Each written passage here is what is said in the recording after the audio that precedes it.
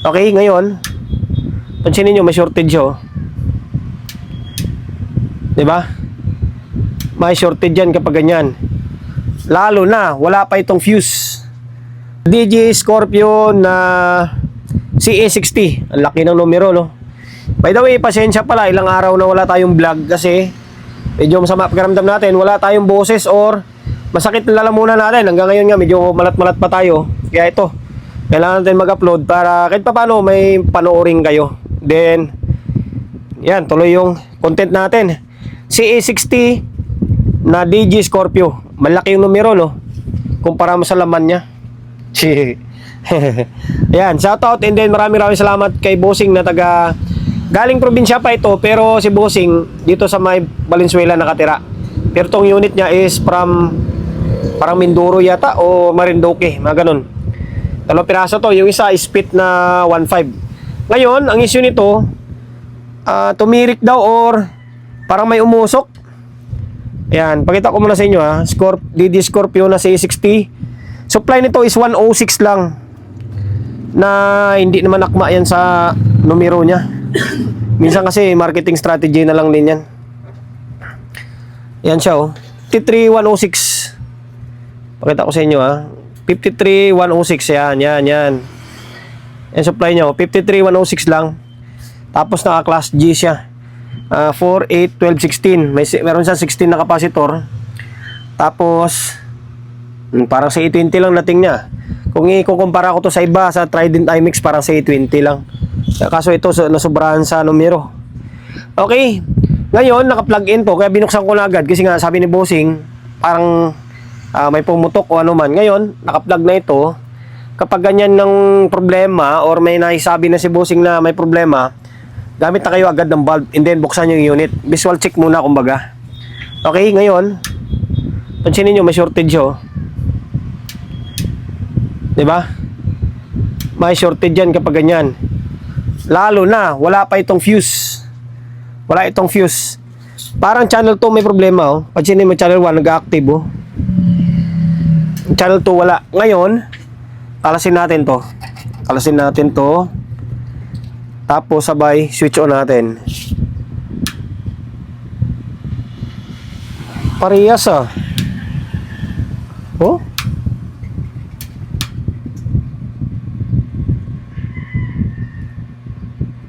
Parang shorted. Dalawang channel. Okay, sige. Wala, parang dalawang channel lang may problema. Ngayon, simulan na natin pagto-troubleshoot. Pagpapasensyahan nyo na yung boses natin. Bago natin simulan to, bago natin kalasin yung board, siyempre magpo-promote muna tayo ng YouTube channel natin. Kasi nga, goal natin ngayong taon is 100k subscriber. So mga hindi pa nakapag-subscribe, subscribe ka, pinutin mo yung bell button sa gilid, select mo yung all. Yan, kapag napindot mo na yan, manonotified ka kapag meron tayong bagong upload na video. Yan, subscribe ka na kasi goal natin ngayong taon is 100k. Makakamit ko yun kapag mag-subscribe ka. Ngayon, kalasing ko na tong dalawang board. And meron pala akong napansin. Sa tingin ko, ito yung nagsushort. Ito. Itong diode siguro na to. Kasi parang ito kaya yon, baka ito yung nagsushort eh. Sinapansin ko yan sa may ibang brand. Kadalasan ito nasisira o yung diode nito ah. Pero double check ko nga. Sige nga, tanggalin ko nga muna ito. O nakalas ko na rin naman to. Kalas ko ng tornilyo niyan. Kalasin muna natin to. Tapos kalasin natin to. Okay. Yan, nakalas natin yan. Ngayon sabay switch on natin. Oh, meron pa rin siya oh. Diba? Maaring ngayon bunutin natin to. Step by step to kailangan gawin dito eh. Yan, bunutin natin to. Yan, bunutin natin to. Ayun, switch on natin. Okay, nag-normal siya oh.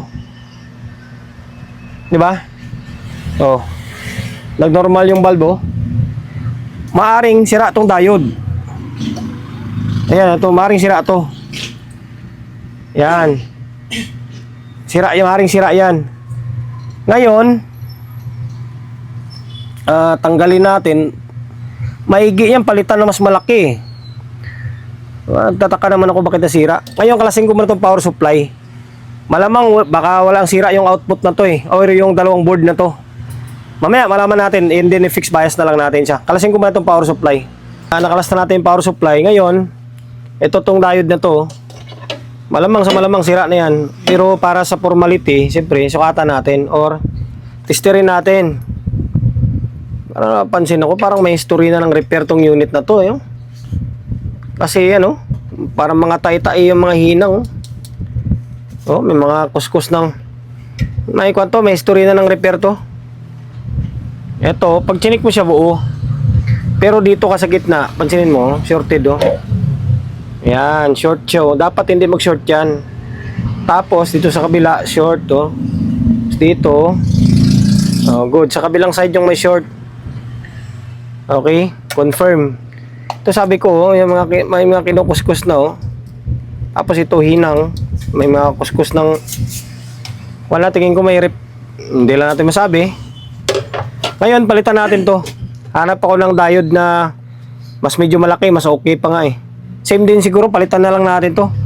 Pansin ko to kahit sa ibang mga brand, yung ito klaseng diode, bilis masira. Maliit kasi siya, tapos wala siyang heatsink. Kaya siguro nasisira Palitan na lang natin na medyo malaki. Okay, kalasin natin. Nakalas na natin tong diode. Ang liit kasi ng diode nyo. Matibay pa nga siguro ito kung yung 2 ampere na 4 na piraso Ito kasi 2 ampere na parang 1000 volts or 100 volts to. Yan na, 2 ampere lang ito. Napansin ko yan sa mga ito klaseng design ng amplifier. Tapos ganito. Sige. Ganito yung diode gamit. Mabilis siya masira. Ngayon, ipapalit natin ito. Yan, 8 ampere na ito. 8 ampere na 800 volts. Yan, mas matibay ito. Ngayon, hindi natin siya malalagyan ng heatsink. Although matibay na malaki naman Ngayon, pag pistuhin lang natin siya dito, kailangan ko masya lang siya. Kasi naman siya kahit naka-floating lang, okay lang yan. Ganito siya Yan, importante, maibalik natin to. Or magawa natin ng paraan. Ito, matibay na to. Diba? Kaysa maghanap tayo ng ganitong klaseng diode, tapos hindi rin tatagal, masira lang ulit, di palitan na lang natin na mas mataas na value, diba? Okay, ipwesto ko na yan. Itong isa, biyak to. Yan, biyak ito. Itong isa, kinalas ko na lang din para sigurado na, diba? Kung nasira nga ito, bakit ito hindi nasira, diba? Masisira din yan katagalan. Kaya ito na lang gagawin natin para mas matibay. Palitan natin parehas. Okay?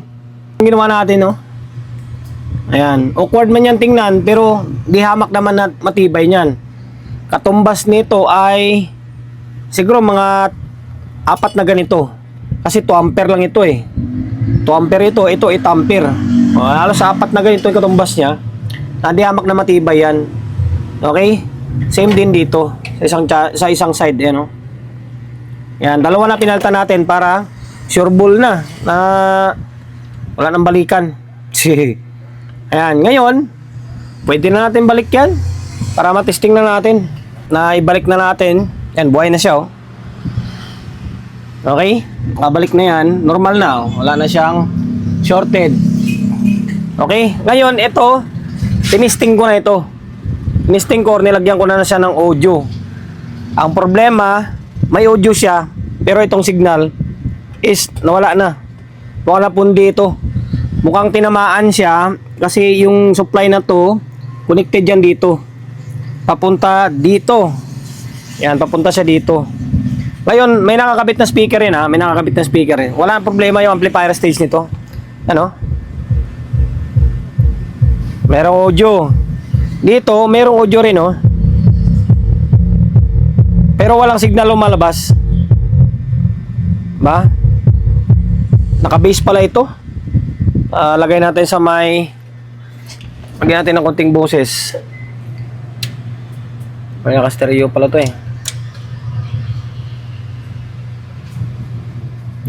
switch ng iba na to. Nga.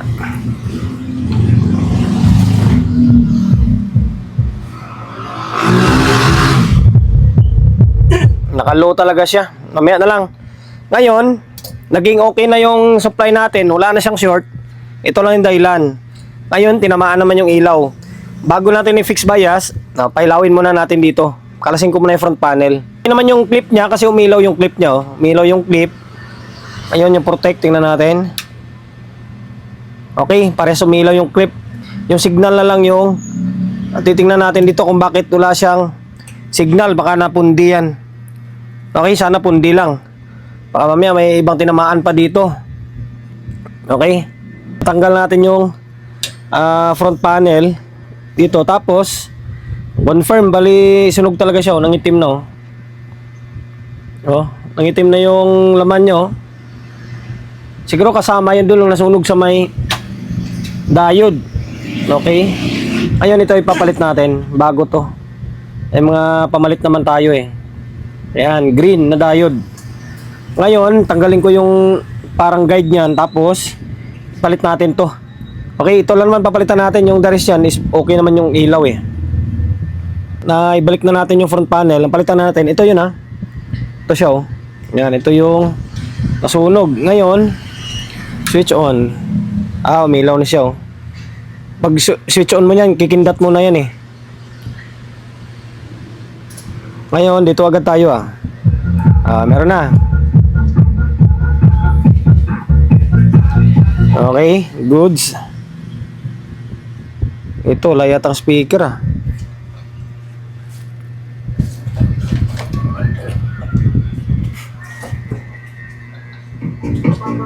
Yan.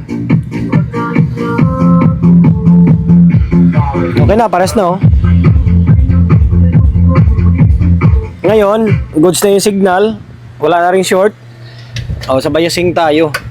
Pasensya na kayo medyo wala pa rin tayo sa mood mag vlog. Ngayon, tanggalin natin yung input and then output nyan para masukatan natin ng biasing.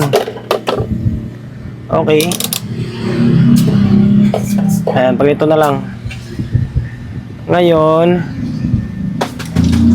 sukat tayo. Dito, ano kayang bias nito? Baliktad, bira Baliktad siya dito. 0.25 lang, mababa lang pala Mababa lang yung biasing niya. 0.25 lang talaga Okay, yun din ipapalabas natin kasi mababa na rin yan Kumbaga, i-fix bias lang natin to para pakonsuelo natin kay bossing, and then para maunahan natin, di ba? Kasi yung dilaw na trimmer na yan is alam naman natin umiinit yan. Okay, fix bias natin. Pinutol ko na yung trimmer. Pahabain pa ba natin yung oras natin? Yan, 5:01. Sulat pa lang halatang hindi na maganda 5:01 meaning 500 ohms. Tapos ito yung sinubok natin. Yan, 200 ohms ito. Red, black, brown. Yan, red, black, brown. Pag ganito lang muna kasi subok pa lang Dagdag bawas. Hindi kasi natin pwedeng iangat kasi maiksi yung wire Ngayon, yan, 200 ohms yan. Okay, sukat tayo Tignan natin kung bababa yun. Okay, bumaba naman. Ngayon, papalabas natin is mga 0.25 lang naman. Okay, tulad dito. Okay, dito. Ayan. 0.25. Tapos dito, sa may Phoenix natin, walang labis, walang kulang Diba? 0.25. Tapos dito, wala talaga Yan, 200 ohms sa pull. Ngayon, ayusin natin to. Tapos, ganun din gagawin ko dyan. Kakatiring ko, tapos papalitan ko na ng 200 ohms. Para okay na, tapos na yung video natin. Na-fix bias ko na rin tong isa. Yan Yan, 200 ohms. Okay, tapos ito, naayos na rin natin. Yan, nakapwesto na maayos yan. 200 ohms yan. Okay, ito yung mga trimmer Yung isa nga, kinakalawang na Bakit nakalawang na to? Lapit na maputol. Ngayon, Hindi na tayo magsusukat paras lang naman yan, 0.25 na balik na lang natin yung speaker. Tapos balik natin to input. Yan, ngayon switch on. Laptop natin naka-play yan Ngayon naka-normal mode na siya. Yun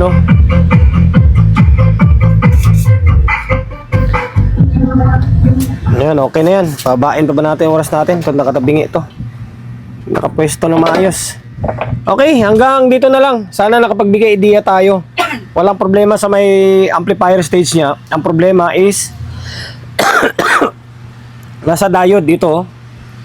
Yung diode na papuntang dito. Papunta yata dito dito. Or baka kasama na yung fan dyan. Okay, basta sira tong diode nito. Yung isa good, ito good to. Tapos itong sira. Yan, biyak na Kaya may shortage siya. And then yan, Phoenix bias natin. Okay, tapos sira tong ilaw na isa Sana nakapagbigay idea tayo sa mga kapwa natin technician na medyo bago-baguhan pa lang Take note, medyo bago-baguhan lang. Kung paano gawin itong DG Scorpio na CE60. Napakatas ng numero niya. Na yun nga, may shorted or may pumutok. Yan, check nyo lang. Una-una yung i-check nyo kung katulad dito sa may problema sa akin. Una-una yung i-check is yung etong diode niya. Tapos, yun nga, yung kung i-fix bias nyo, 0.25, 200 ohms ang gamit natin. Okay? Bali ito, may kasunod pa ako nito, yung fit naman na 1.5. Lumabot ka sa part ng video natin na ito, hindi ka pa rin nakapag-subscribe. Paki-subscribe ng YouTube channel natin Pindutin mo yung bell button sa gilid, select mo yung all. Yan, kapag napindot mo na yan, manonotified ka kapag meron tayong bagong upload na video. Nag-upload tayo ng video, 1 beses, 2 beses kada araw. Okay? God bless, and then peace out in lahat.